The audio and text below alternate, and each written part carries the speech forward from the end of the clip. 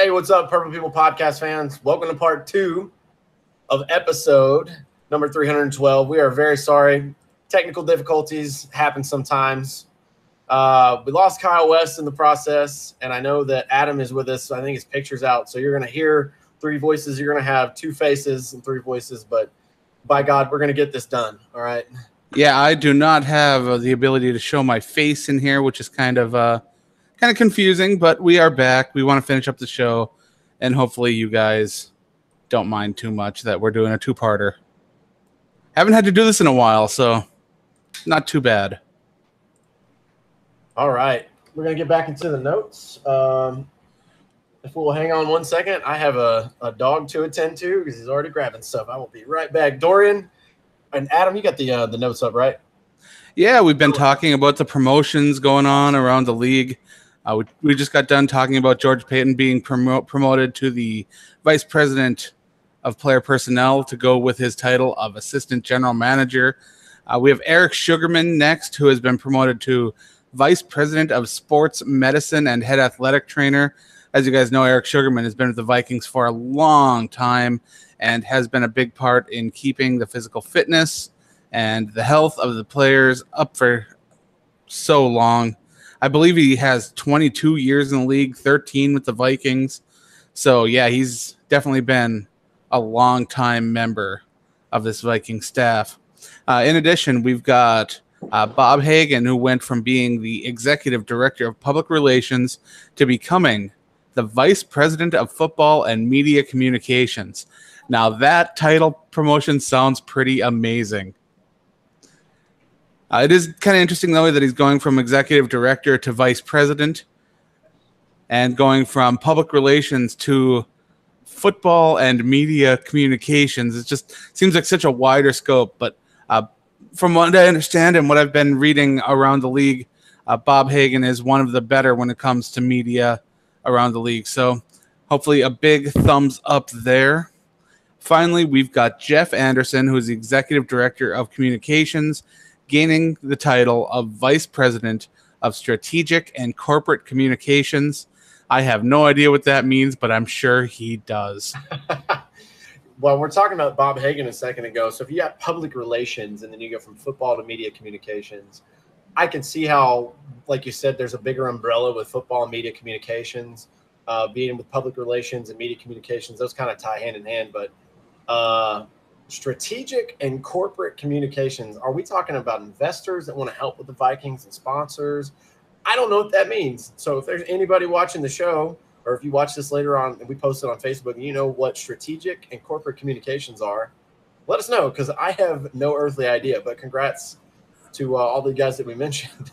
The Vikings have so many great relationships with places around Minnesota that you got to understand how much work goes into all that. Caribou's just releasing their Vikings blend of coffee, which is really awesome. Anytime you go to Hy-Vee, you see Harrison Smith as soon as you pull in the parking lot on the cart corrals. You go in, and there's the magazines where you recently saw Stefon Diggs on the cover of that, and everything is. They had grocery bags for a little while with Vikings players on them. It's just weird seeing so much Vikings going on in the community that it shows that it's more than just a football team to this area.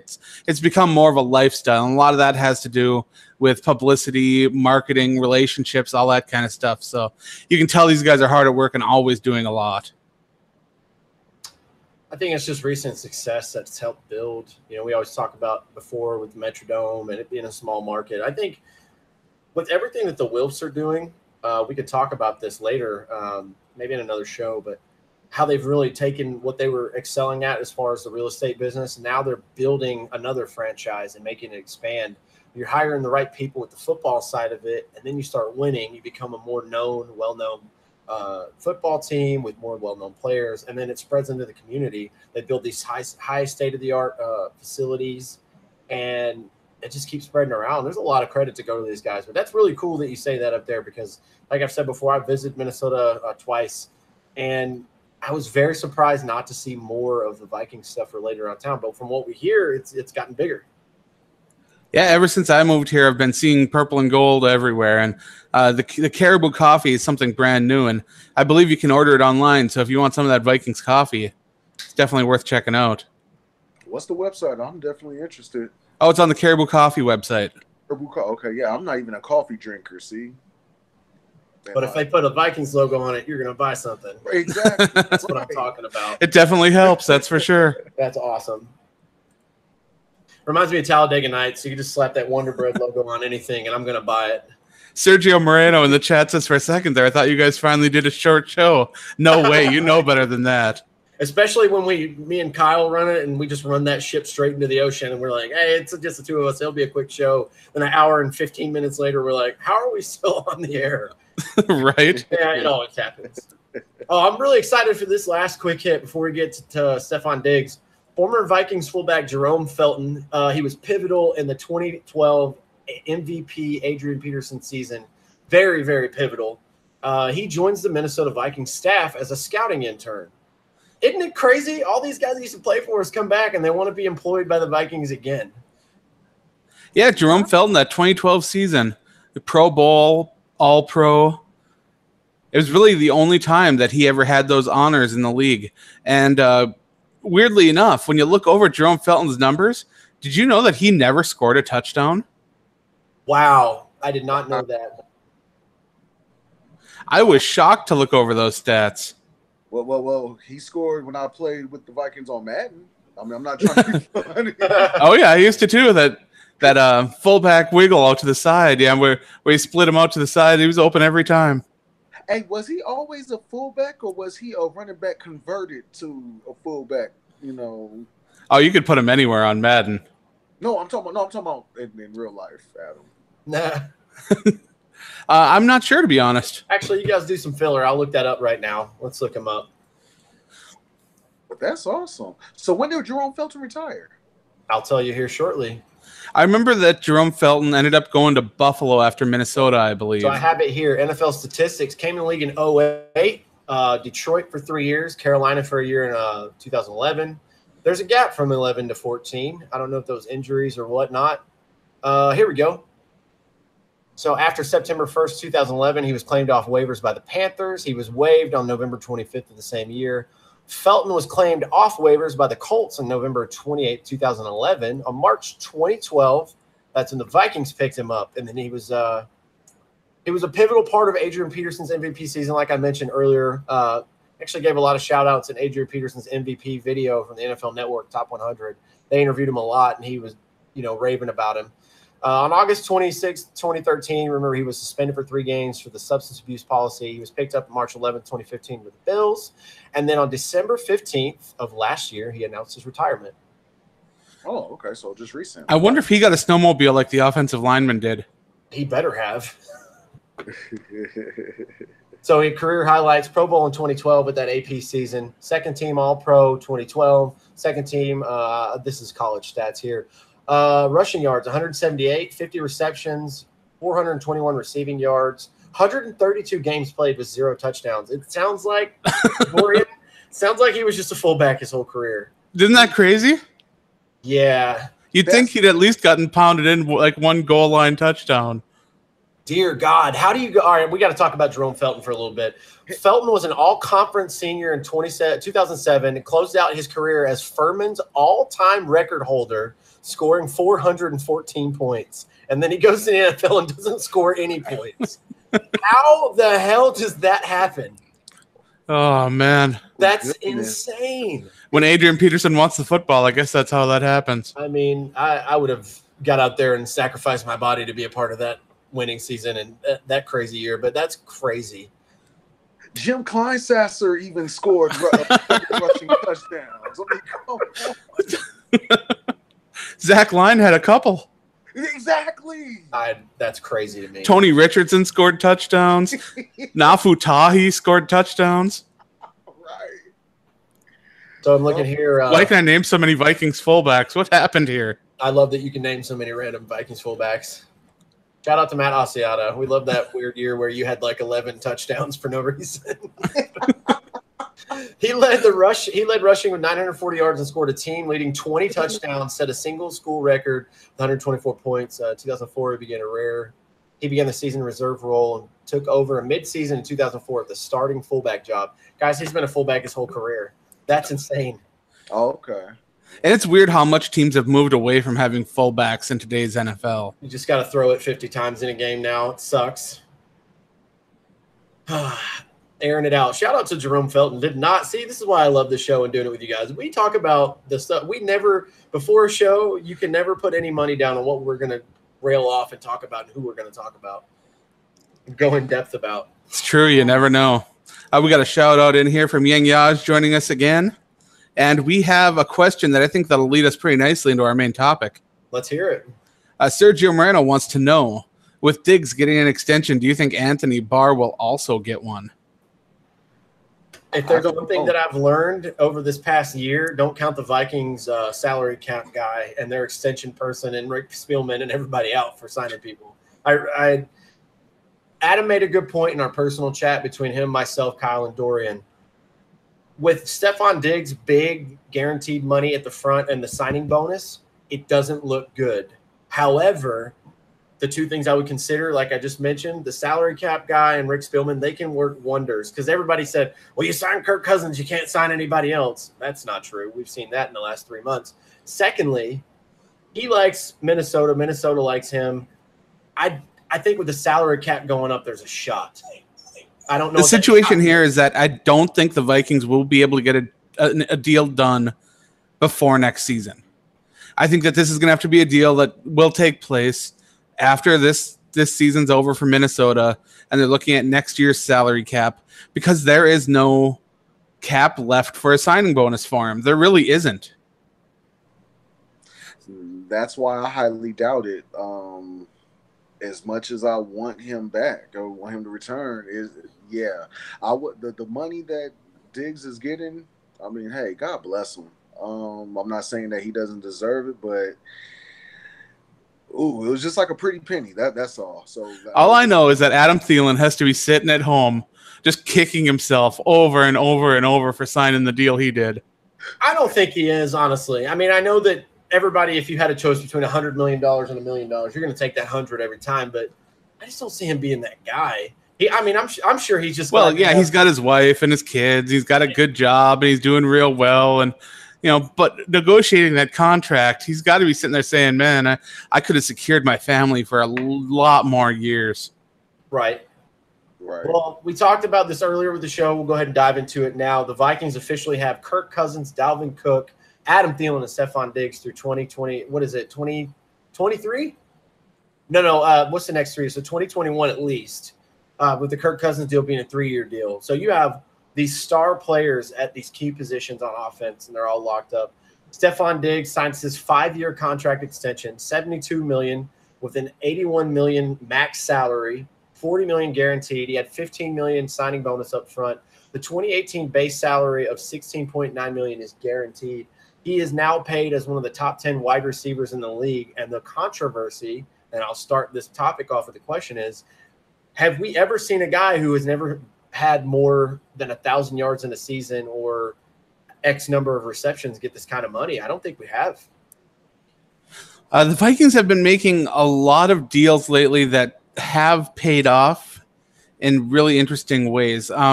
Minnesota gave a lot of money to Everson Griffin based on potential, and Everson Griffin grew into that. Right. Which is amazing. Now, at the time, so many people were all over that contract, saying he was the most grossly overpaid player, that he didn't deserve anything that came to him in terms of that massive amount of money. And now people are looking at him like being arguably the top defensive end in the NFL. Now, when you look at other players that are getting that kind of attention, Danielle Hunter just got a deal that, based on the production that he has, he got paid more than that production. I'm not saying he got overpaid. I'm just saying that based on his production and his numbers, the contract that he got doesn't really match. And we saw the same thing really with Eric Kendricks. The Vikings are paying these players to stay in-house because they're familiar with the system and they believe they have the potential to grow and develop into being absolute studs. I firmly believe that Eric Kendricks is going to be a cornerstone of this defense for as long as they let him be. I'm a firm believer in Danielle Hunter, who's still really young, still developing and becoming an absolute terror opposite Everson Griffin. I believe that one bit. The only question is where is Stefon Diggs' ceiling, and is he getting paid too much based on the media attention of the Minneapolis Miracle? I'm going to go into this and just give my 2 cents real fast. The Vikings have had a wide receiver problem for years. Percy Harvin didn't work out. Cordarrelle Patterson didn't work out. Up to this point, Laquan Treadwell hasn't worked out. Now, and we can kind of tie this into the thing that I sent you guys before we started the show, now we have the #1 ranked wide receiver duo according to Pro Football Focus, which I take some stock in. I won't say it's too high, but they're a pretty good source based on the stats and their knowledge of football. The #1 ranked, according to a really good football source, wide receiver duo in the league. These guys are absolute terrors when it comes to route running. I believe what Adam said is true. I think we paid Stefon Diggs, much like Danielle Hunter, on potential. The good thing about this deal, I don't really see a lot of negatives in it. Honestly, I can't really find anything that I want to bring up, is Stefon Diggs is so young.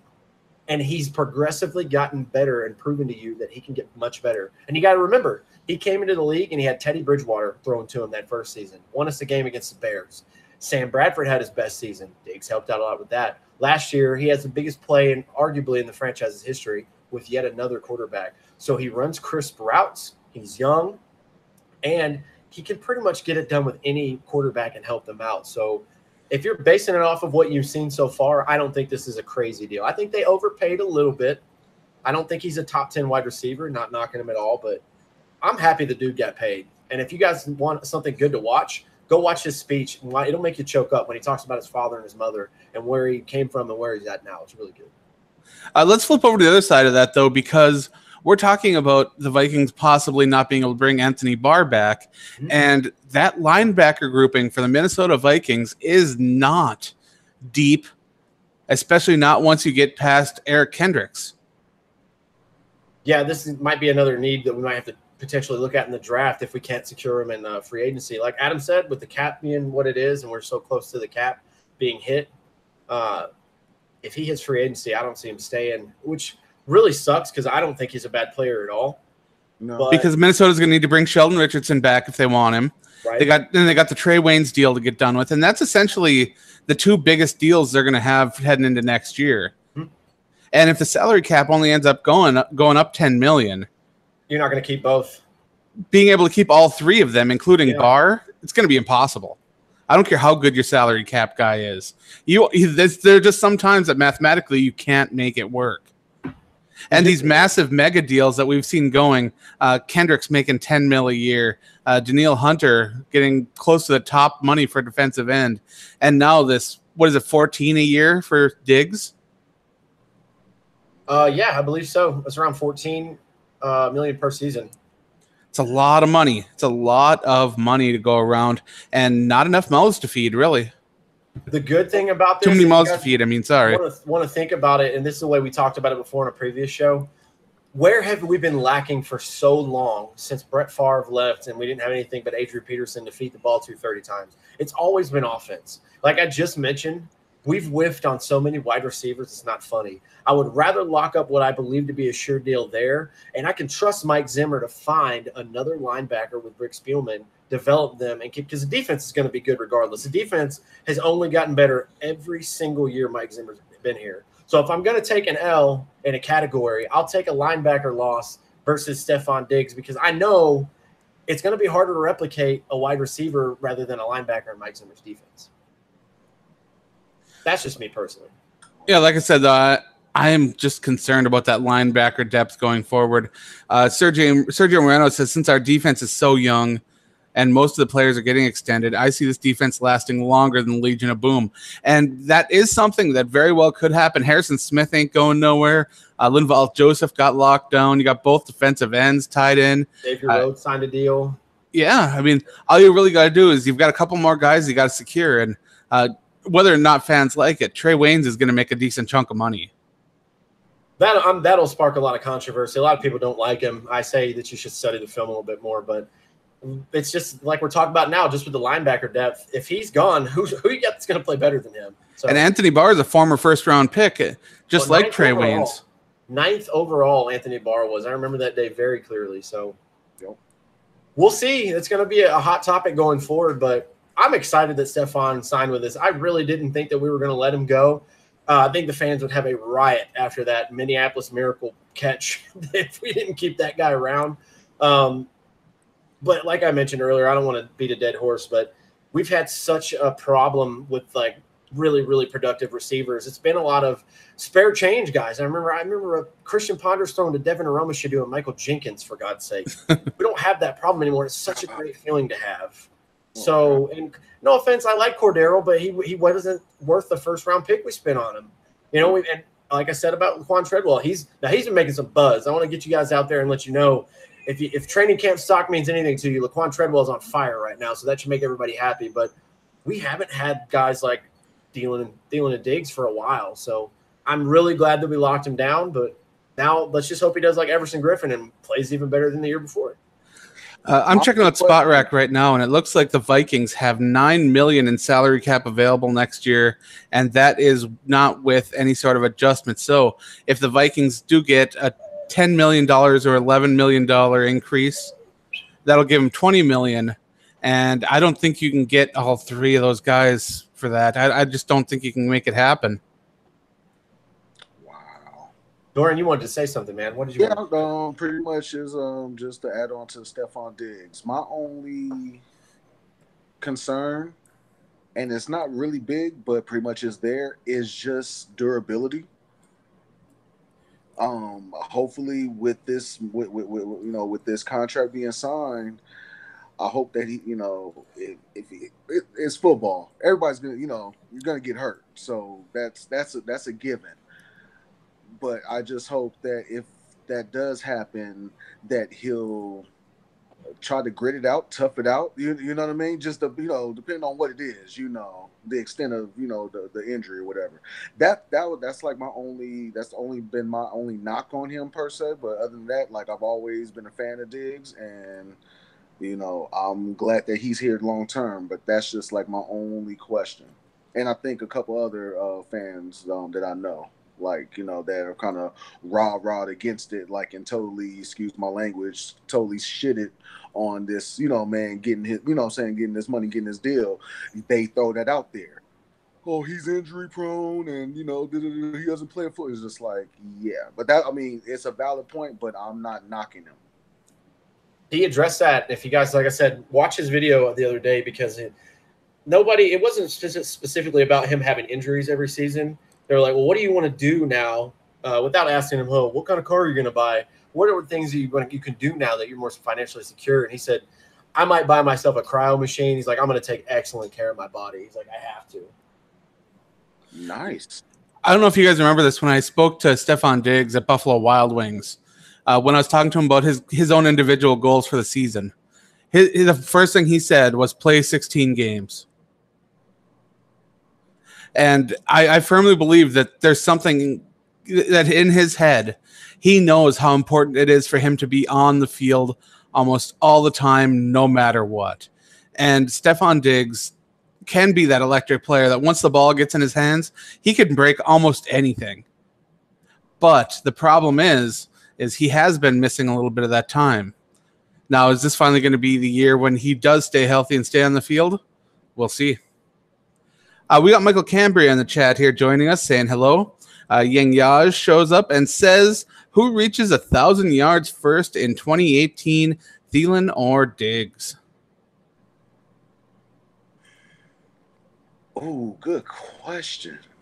I'll go with Thielen. I think Thielen's a safer choice, and I'm going to be a little bit of a downer here too, but I don't think Stephon Diggs reaches 1,000 this year. But that's not a bad thing, though. But, yeah. Because I do think the ball's going to get thrown a lot more. I think Kyle Rudolph's going to get involved a lot more. I think that having Dalvin Cook in the backfield to drop the ball off is going to be really appealing.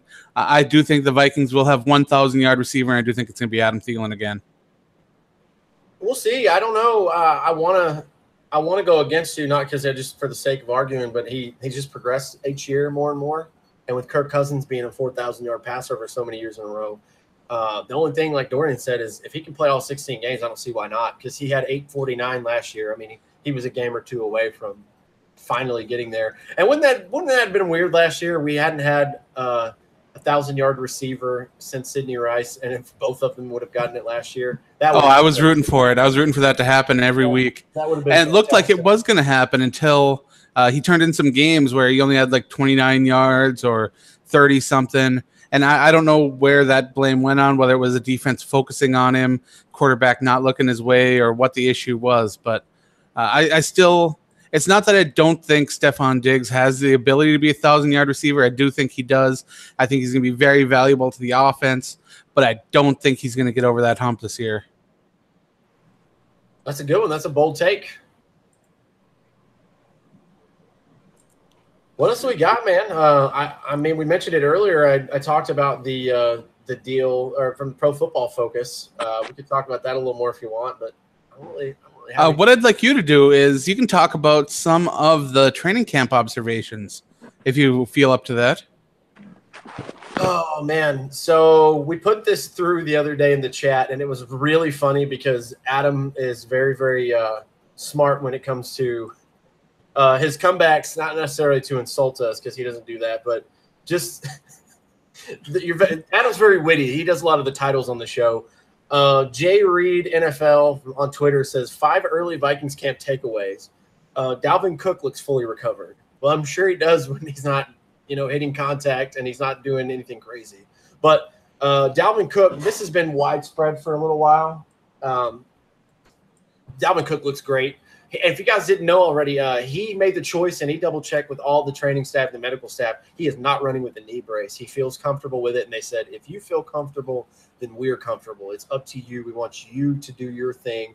That's very, very good sign. So that's the first thing I wanted to talk about. But my question is, who says he looks fully recovered? Is it some guy sitting on his couch in California watching on a computer? Or is it like a training staff, or what is it? This got a picture of Randy Moss on his avatar on Twitter, so – hey, if you want to take it from that Twitter guy, he looks fully recovered. So these are his takeaways, his personal takeaways, not just takeaways from experts around the league? Correct. Okay, because I wasn't sure whether or not to read it that way because I didn't know if these were him at training camp witnessing this or what. Yeah, this is something that he's seen from taking there. Stefon Diggs is dominating. This was echoed by Mike Zimmer and a couple of people. Just watching practice, like Mike Florio and all those guys, they said Stefon Diggs looks really good. I mean, not going to lie, with the contract being signed, I would hope that he starts to look even more awesome and shines a little bit. I know Laquan Treadwell the other day, I saw an update for social media. Laquan Treadwell caught a couple of touchdowns from Kirk Cousins the other day, and I know one of them was actually on Xavier Rhodes. My only question is, do you think, because I think this is a thing, and I'm not sure if Mike Zimmer has to go whisper to the defense and tell them we have a new quarterback, like, hey, take it easy, but let him build confidence. Or, hey, we want to hype up Laquan Treadwell because he's kind of passive. Let him catch a touchdown. I find it like that could happen, but I also find it hard to believe somebody like Xavier Rhodes saying, yeah, I'll let a guy beat me and score a touchdown. Hell no, I'm not doing that. No, and if you've seen some of the videos of these catches that Stefon Diggs has been making, they're pretty impressive. And during training camp, I don't think you're supposed to lay out for footballs like that. I think that if it's not there, you're supposed to let it go. But I don't see that being Stefon Diggs' kind of mentality. I'm totally with Laquan Treadwell. Like I've said this before, he would really be an asset, a positive asset for this team if he finally gets it together. Like if he finally just shows that, hey, I can still play football and there's the reason why you drafted me. If he can just get it together, with Kirk Cousins for this last season, for the season, man, our wide receiver, our core will be very beneficial with him on it. He's kind of the missing link. Like everybody else is kind of like, giving up on him a little bit. I haven't. I've seen, I'm going by, college and everything like that. He has talent. It's just like, for whatever reason, we just haven't cracked it open all the way. You know what I mean? And to let it, to let it out. I think a vertical offense is going to be really good for Laquan Treadwell. I'm not saying that he's going to have 500 yards or something, but if he can get 303 touchdowns to help out in the offense, that's great. That's the other part about this that's kind of underrated is we took the Bears' leading receiver. I watched highlights of him before the show started. This guy can move. Yeah. And if Laquan Treadwell figures it out, holy hell, that's a hell of a 4-deep roster for wide receivers. Diggs and Thielen. Kendall Wright came from the Bears. He had a 1,000-yard year with Mitch Trubisky and John Fox. If you want to absorb that a little bit, how shitty they were last year. And then if Laquan Treadwell figures it out, I mean, look out, man. And I've said this before, just to reiterate, this doesn't even lie on Kirk Cousins. I know what Kirk Cousins has been. We'll see what he is going forward. This all rests on John DeFilippo. He is the X factor on what happens with the offense this year. I'm hoping that he can do something creative. I mean, you see what he did with a backup quarterback as a quarterback's coach, ended up helping Nick Foles have the best stretch, I think, ever as a backup quarterback in history. So, yeah. We'll see, but I'm with Adam. If Laquan Treadwell can be a red zone target with Kyle Rudolph, shut it down. He's a big body. He's not that speedy, but he's a big body, and he made some pretty cool catches last year. Not very many, but he had some good little holy shit, was that Laquan Treadwell? All right. A couple of those games. Now, if we can convince the rest of the, Minnesota Vikings fans of that, notion, then I think we'll be okay even more. It's that situation where Vikings fans see him as being a first-round draft pick, and they're like, well, he's supposed to be Randy Moss. Yeah, that's not going to happen. No. He doesn't look like Julio Jones. What's going on here? God, I wish we could have Julio Jones. But, yeah, it's that armchair GM bullcrap, too. I'm a firm believer, too, like if we were Cleveland Brown fans, I don't want Baker Mayfield to play this year. You got to let guys develop, and he's right at the edge of, all right, cool, man, your lease is up after this year. Let's see what happens, Right.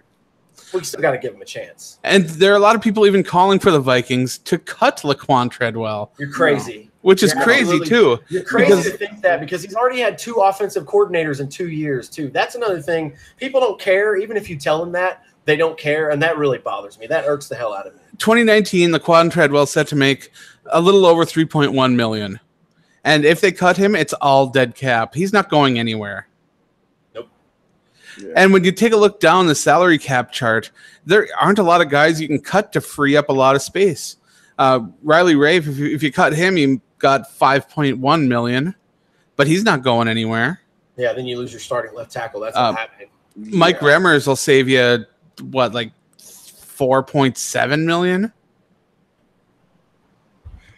I mean, if he's injured and doesn't play very well this year, that's a possibility. But, gosh, I mean, you're not going to cut Kirk Cousins, Xavier Rhodes, Danielle Hunter, Everson Griffin, Harrison Smith, Linval Joseph, Trey Waynes, Kyle Rudolph, Eric Anderson Dejo. None of those guys are going anywhere. Yeah. Right. I mean, some teams you can look at some of the top salaries around the league and be like, these guys, there's some that I see are making too much money and may have to go. And the dead cap is minimal compared to the salary cap hit. And you're like, okay, I get it. The Vikings haven't been making a ton of those mistakes lately. The other part that sucks too, I know this is a defensive driven team, but when you're on a team that's this good and goes and wins 13 games, if you're one of the guys that underperforms, you stand out like a sore thumb. Like Trey Waynes he's inconsistent. I won't say that he's very often, but he's inconsistent sometimes. Right. And he stands out in the defense. And then Laquan Treadwell was kind of the lone guy on the offense. Kyle Rudolph, Adam Thielen, Stephon Diggs do their thing.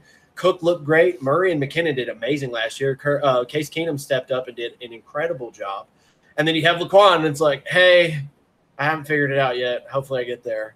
But that's just the thing. People are too impatient for this. So I'm all on board with Dorian. I want to take the lease and ride it out for the contract. And if it doesn't work, we just give him away like Cordero Patterson. Say, hey, man, we tried. You couldn't figure it out. Good on you. But What if you miss and he goes somewhere else and figures it out? Then you're going to look like an idiot.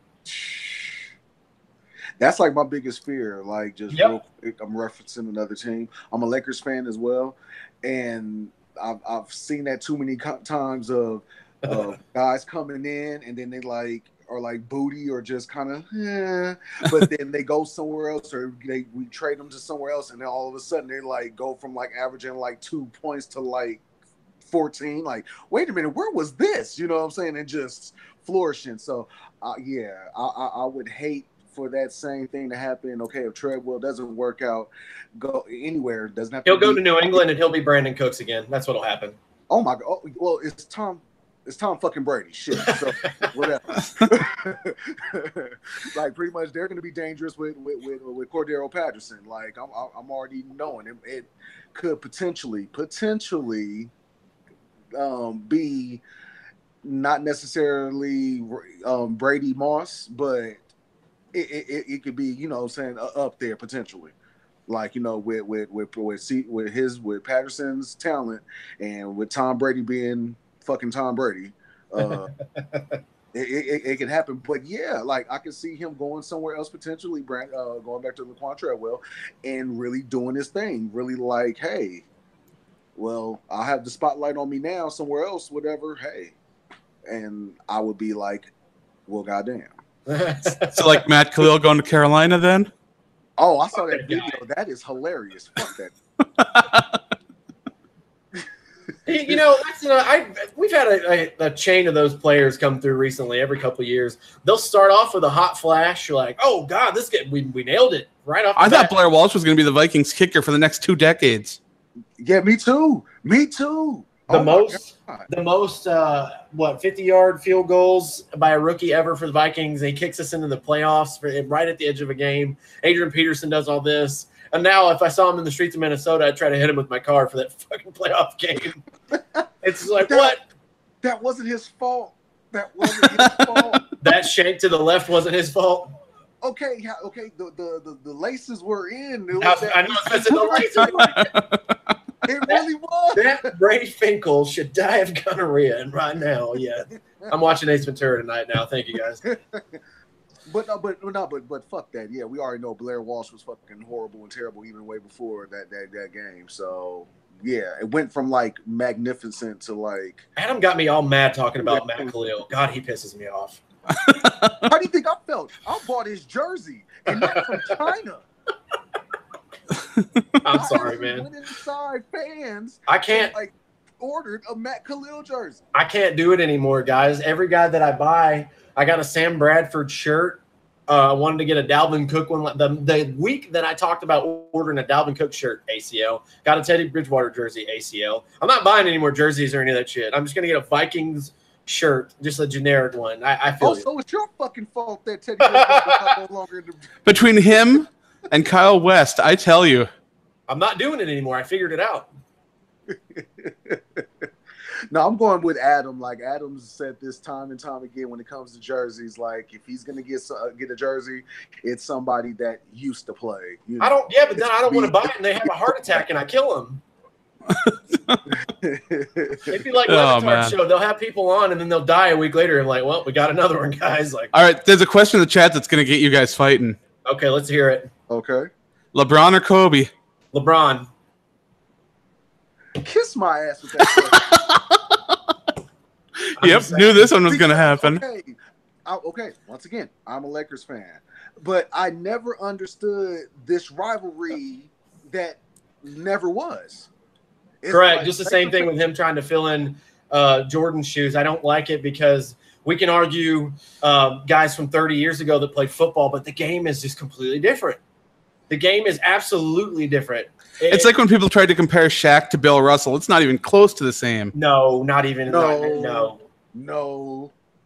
And a lot of people get caught up, too, speaking of older players that had a huge impact on the NBA. We want to talk about Michael and his 6 rings. There are guys who have more rings than Michael Jordan out there. I don't think that just because you're undefeated, that makes you the all-time GOAT. Now, is Michael Jordan the greatest basketball player ever? Absolutely.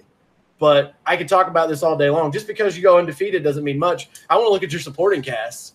Russell's 11 rings will laugh at you. I mean, right. Bill Russell, 11 out of 12 years that he played, was a fucking champion. He even went and got rings as a coach. He won one as a coach, as a player coach. I think it's the same, Dorian. This is the same shit I say when we say that Tom Brady's number 1 and Joe Montana's 2. I'm not saying Kobe's trash. I'm not saying that. Not even close to it. Wait, Sergio Moreno in the chat says, "I don't buy a jersey until the player gets an extension," that's a pretty safe way to do things. That's a solid way. Dorian, what were you gonna say? I was gonna say Tom Brady is better than Joe Montana. Yeah, without a doubt. No. Yeah, fucking wrong. No, it's Joe Montana. I'm sorry. I figured you guys would get a kick out of LeBron or Kobe just because I knew you guys. But real quick, okay, yeah, I was getting to that. So, LeBron James, the moment he came into the league, I was already a fan. I was always a LeBron James fan. Okay, I'm a Lakers fan, so obviously I'm a Kobe Bryant fan. I never understood this rivalry that they created, and like fast forward, now that LeBron James is now a Laker, now all of a sudden you got Kobe fans, oh, well, fuck him, and whatever the hell ever. It's just like... Dorian, I have the answer. Because it makes no sense. People are dumb, and they like to argue over nothing. It makes no... But it makes sense. Sports media creates all this, man. Oh, my God. They do it, and they'll get content out of it because people like us will go on the internet and talk about it. That's all it is. Okay, but to answer the question, if I had to choose just off loyalty, Laker loyalty, it'll be Kobe Bryant. But that's no knock on LeBron James. I figured you would. I can see that being a Laker fan. If I grew up being a Laker fan, I'd probably pick Kobe too. But just seeing what the dude does, that dude's awesome off the court too. You got to see LeBron open the school. Oh man, that was so incredible. Fucking school, a guaranteed into Akron College too, and all this great free meals, free rides to school. Yeah, he's a baller, man. Really guy. Have you guys ever heard of the Breakfast Club? It's a New York radio show. Charlamagne the God, Angela Yee, DJ Envy. No, I've never checked it out. Okay, well, pretty much. I think Charlamagne made a joke about. They were talking about that topic of LeBron James in the school, and they're saying it has all this stuff. And next thing you know, it's gonna have a barbershop in there, and it's gonna have this and that, like all this other extra stuff. That'd be awesome. You know, but isn't that awesome? Yeah. But this man still gets criticized and just gets so much shit. That's the other thing too. I can't really knock him on. I know he's lost a lot in the finals, but he's taken a bunch of B- players and half of those losses, and he's like taking a team that wouldn't have made the playoffs and took them to the finals. The Cavaliers had no business being in the finals. No, absolutely. You're right. Not. Absolutely not. Okay, people want to say that LeBron James basically was the reason why they blew up their team. Okay, so yeah, that scenario. Okay, the team that Cleveland had before, okay, I don't like this. Mushroom cloud blows up the team. Okay, gets a new group of damn guys, and then from there, get on a roll. And basically, obviously, you already know the end of the doggone story to the fucking finals.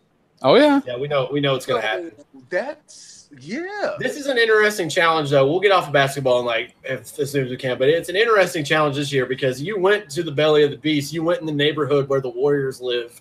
I'm very, very excited. I don't know about this year, but he's gonna get a player like Kawhi or somebody else.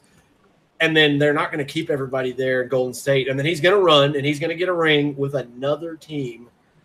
Are there more of those ball kids coming out anytime soon? Oh, God, I hope not. I hope they didn't figure out how to reproduce since then. Isn't there like Alonzo and Alexo and a Linzu and a bunch of names that start with L? LaMelo and wherever else. I don't know. Never lost. Hey, that ball, though, he could beat Jordan one-on-one. He said it. He was a tank back in the day. They did have a picture of him when he played football. He was a tank, but he's kind of a blubbering idiot now. He averaged 2 fucking points in college. I don't want to hear shit about you talking about you can beat Michael Jordan one-on-one. In the chat, we've got Yang Yaj saying Bud Grant was a Laker, and yes, he was. That's awesome. Wait, what? Minneapolis Lakers back in the day. Wait, Bud Grant played basketball? This is new to me. Yeah, he did. So if you guys knew this is new to me. No, I knew Minneapolis Lakers. I did not know that Bud Grant played, so that's pretty freaking awesome. wow. I just assumed that Bud Grant, I just thought Coach was just football. I didn't know that he played basketball and then was like, okay, you know what? I feel like coaching football now after, I retired. Like, that's, I need he was one hell of an athlete back in the day. I need to do my research. That is awesome. That is awesome. Wow, learn something new every day. I could just see the old school NBC display. The more you know. Doom, doom, doom. Man, we took this somewhere. Like I said before in the show, if you would have told me we were going to talk about Kobe and LeBron on the Perfect People podcast. Hey, thank you in the chat, though, for sparking up a little conversation. We love talking about it. Yeah, he was a fourth-round pick of the Minneapolis Lakers in the 1950 NBA draft. Coolest coach ever. 50? Coolest coach ever. 1950 NBA draft. God dang. Who gave us that stat? Oh, that was Yang Yaj right there. Yang, I want you to know, Yang, on my personal Facebook page, I'm putting this out for everybody to see right now. Bud Grant was a Laker? He was. How long did he play, with the Lakers? Now that I'm curious now. Let's see. He played 35 games in Philly from 49 to 50. He signed to the Lakers, 51 to 50. Yeah, from 50 to 51. So it looks like only 2 seasons. Oh, okay. But wow, wow, Bud Grant was a Laker. Yeah. I'm so happy with this. Is the best thing I've heard all week. I didn't know this. And in 1950, NBA champion. No, he wasn't. Oh, yeah. Ugh. Oh, the Lakers, right? 1950 Minneapolis Lakers champion. Lakers won the champ. Yeah. Dang. That is. I got to tell my dad this. My dad loves the Lakers. We actually have I called dibs on it too. I was like, Dad, when you're gone, I claim this as my item that you have. He's got a ball signed with James Worthy and Magic Johnson from that 92-93 team. Ooh. Fun fact, James Worthy, his parents live in Gastonia, North Carolina, where I was born and raised. And my dad, plays in the church league. Their house is right behind our church that we went to growing up. My dad brought a basketball over one day. He's like, hey, Mr. Worthy, if they come around, can you get this? I've held it. I've touched it. It's real. Dad, I'm keeping that. Just wanted to go ahead and resubmit that. That's mine. Yeah. Oh, that's what's up, man. Yeah, that was pretty sweet. There's a lot of Laker love in my house, man. Dorian, you and my dad would get along fantastic. That's awesome. Your dad sounds like a very smart, intelligent man, Don't blow his head up. I can't tell him that. Well, I think we'd better skip the rest of the training camp observations and pretty much call this show pretty much over because we have gone way off the rails. What do you guys think? That's fine. I thought that was it with Stephon Diggs, but I mean, if we have more, hey, I'm fired up now. Hey. We talked about the Lakers. Dorian's like, this is a 2-hour show. Everybody stay here. We're good. My teams, but you know what I'm saying? I'm talking about my Vikings and talking about my Lakers. I'm good. And now you got your crossover player. Bud damn Grant. Coach. That's the best thing I've ever heard. I put that on my Facebook right now. So great. But all right, let's call this to a close. You guys got anything you want to plug before we take off? Oh, yeah. Since I have a random animal in my house, go adopt a pet if you don't have one. And if this is your dog, come get it. Texas, this is your dog. Come get him. On McKinley Avenue in El Paso, Texas. Come get this damn dog out of my house. No, but really, yeah. If you've never adopted or you have kids and you're thinking about go and save a life. If you have too many animals or you just don't feel comfortable adopting, you don't think it'd be fair, don't get a dog just to get a dog, but go volunteer at the shelter. I do it all the time outside of training dogs for the military, and it's an incredible thing to do. So I'm going to be Bob Barker here for a little bit. I'm going to tell you to go to the animal shelter and help out, and maybe you'll come home with a new friend. You never know. I'm sorry. Adam, what do you have going on in your life, sir? I know you're a busy man. Right now, I am in the process of getting my apartment all set up, and I'm going to a couple training camp sessions next week, so that's exciting. Very nice. I moved a little further away from Egan, so now I'm about a 20-minute drive away, but still not bad. All right. Very nice. Otherwise, he likes to get a lot of autographs when he goes places. I actually skipped a Mike Zimmer autograph signing today, so that I could get the apartment a little bit better. Oh, okay. And I know he doesn't do free signings often, so I know I missed out, but hopefully he'll be able to do another one of these days when I'm not sore everywhere from moving stuff. Yeah, moving sucks, man. I'm sorry to hear that. Yeah, man. But I've got everything in the apartment, which is the important thing. Now I can take my time arranging it the way I want. I am in no rush. Very groovy. But I do want to plug some professional wrestling because I went up to Fortune Bay up in Tower, Minnesota, checked out a bunch of professional wrestling. And if you go to indie shows, it's a lot of fun. Got to see a couple of my favorites there. I could not believe how loudly the crowd in Tower, Minnesota booed when Mr. Anderson / Kennedy announced where he was from. Not surprising. I mean, I still have like a little distaste in my mouth every time, but I mean, Anderson's awesome with this, you know. From Green Bay, Wisconsin. It's like, oh, God. Yeah, got to see Jack Swagger, Victoria, Emma, Kevin Nash, Scott Hall. There were tons of awesome people there. A lot of indie shows don't usually have that much talent, but still, there's usually some really great wrestlers to check out. And if you're into that kind of stuff, especially since there's so many great wrestlers that have come from the Minnesota Vikings, Brock Lesnar and Roman Reigns, of course, being the most notable these days. Ding. Yep. So yeah, check out some of that stuff if you get the chance, especially if you're into wrestling. Yes, how about you, Dorian? What do you got to plug? I don't have anything to plug. I'm just, sorry about the slight hiatus, but I'm just glad to be back this week and looking forward to next week and the week after that and the week after that. They're talking about Minnesota Vikings football. So, Dorian, what city do you live in? I stay in Long Beach, California. Ladies, if you're in Long Beach, California, if you're in the LBC, swipe right on my man over here. All right. Don't do that. I'm talking to somebody right now. I don't know why I say things anymore now. Right now, so yeah. Or if you're on one of those apps where you can swipe up. Those are awesome too. Super likes are very fun. Super like that stuff. All the butt. My privates are equal opportunity. I don't discriminate. Black, white, Mexican, Indian, it doesn't matter. No. Pleasure town, baby. Pleasure town. Big, small, medium size. Yeah. All right. On that note, I do want to thank everyone for joining us, especially those that came and joined in the chat. Always good to have you guys here. Yang Yaj dropping some more stuff in the chat. Bud Grant wins 1 NBA championship, 4 CFL championships, and 4 Super Bowl losses. Had to add that in, didn't you? Right. Yeah, that's the kicker. Had to throw that in there. Sorry again about all the basketball and wrestling talk, but it wouldn't be this show if we didn't go off track sometimes. So it's what we do sometimes. So check us out, iTunes, PodOMatic, Stitcher, anywhere else you guys can go. You can check out my work, The Viking Age, Undead Walking. Check out all the links we're going to have. I think in the links below, we've got Mr. Smith's band, Mr. West's artwork, and Mr. Dorian Foley's phone number for the ladies. Yeah.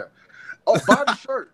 Buy the shirt, damn it. Like, for real. Yeah, we got to get Mr. West to post that link up again for the shirt because that's a nice shirt. I'm talking to him right now in our chat. We'll tell him to post it on the Facebook page. Maybe we'll schedule it. Because you guys saw me. You saw me in the shirt, and I mean, I look fucking good. Yeah, shirt, looking good. But I even look even more fucking good with the shirt. I mean, so come on. Buy the shirt. That's true. It's guaranteed to make you at least 2% more attractive to the ladies. Absolutely. Or gentlemen, whatever you're after. I don't. Right. So come on. All right. Thanks again for tuning in. And remember to stay classy, Minnesota.